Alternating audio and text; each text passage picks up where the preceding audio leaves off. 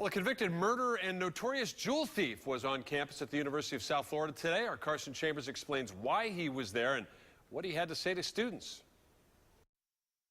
It was just something we're going to take a look at and say, hey, well, we're here, let's do it, because it wasn't that difficult to do. He pulled off the most notorious jewel heist of the century in 1964, a gem caper that made front page New York Times Inc. It wasn't wise, that's for sure. Jack Murphy and his partners made off with the Star of India, a sapphire the size of a racquetball, and other precious jewels from New York's Museum of Natural History climbing through an ajar bathroom window. I knew that the crime thing was a dead-end road, but I didn't care. Today, Murphy doesn't brag about his crimes, among which is murder. He uses them as a tool to turn youngsters away from a rocky path.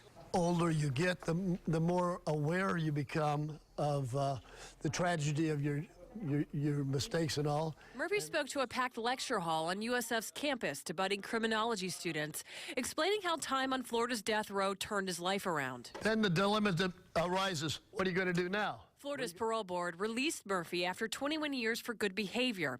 Now the Christian ordained minister speaks to inmates, students, law enforcement across the country. I also liked how he said that, it's all about change. A message about personal responsibility and choices that may have more impact coming from the mouth of a guy who admittedly made all the wrong ones. I've been there and I've done that. Maybe there's a little more credibility there than they're going to get from a school book. In Tampa, I'm Carson Chambers, ABC Action News.